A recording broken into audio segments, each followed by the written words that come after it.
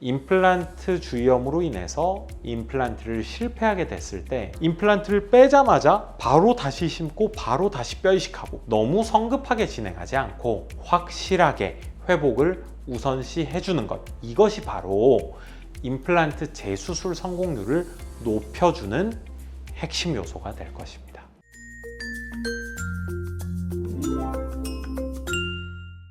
안녕하세요.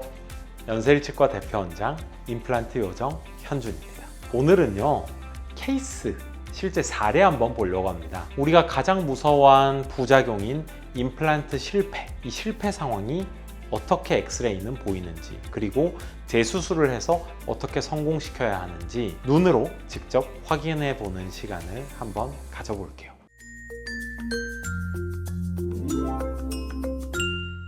여기에 엑스레이를 보시면 임플란트 주변에 임플란트 잡아주는 잇몸뼈가 많이 녹아있는 게 보이시죠? 임플란트 주변으로 해서 검게 보이는 이게 바로 뼈가 녹은 겁니다. 옆에 임플란트처럼 정상이면 뼈가 임플란트를 단단히 감싸고 있어야 되는데 임플란트 탑 부위, 임플란트 꼭대기에서부터 잇몸뼈가 움푹 패여 있는 것을 볼 수가 있습니다. 이게 바로 임플란트 주위염, 임플란트 주위에 염증이 생긴 전형적인 엑스레이의 상입니다. 이렇게 되면 임플란트가 흔들리거나 또는 흔들리지는 않는다고 할지라도 통증이나 염증이 생기면서 결국에는 제거가 필요한 상황이 되는 거죠. 원인은 다양합니다. 첫째, 환자분 스스로의 구강 위생 상태가 좋지 않아서 임플란트 주변에 치석이 쌓이게 되면 염증과 감염이 생길 수가 있습니다. 어떤 환자분들은 야간에 이갈이를 하십니다. 또는 이를 꽉 무는 이 악물기를 하시는 분들도 있습니다. 너무 과한 하중이 들어간 경우에 임플란트 자체가 찢어질 수 있어요. 세 번째, 이 뼈 상태의 자체가 원래부터 강하지는 않았는데 충분한 관리나 주기적인 체크가 부족했을 때도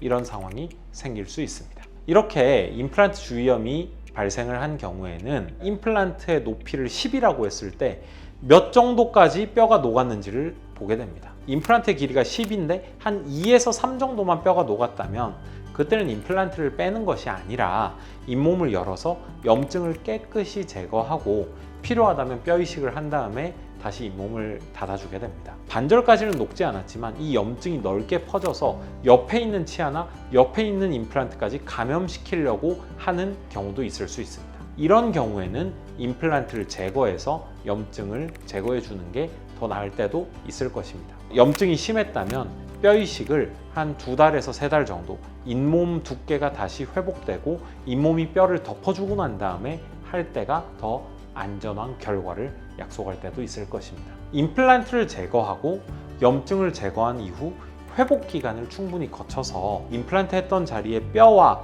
잇몸에 둘 다 염증이 없어야 되는 것이 중요합니다. 임플란트 주위염으로 인해서 임플란트를 실패하게 됐을 때 임플란트를 빼자마자 바로 다시 심고 바로 다시 뼈 이식하고 너무 성급하게 진행하지 않고 확실하게 회복을 우선시 해주는 것, 이것이 바로 임플란트 재수술 성공률을 높여주는 핵심 요소가 될 것입니다.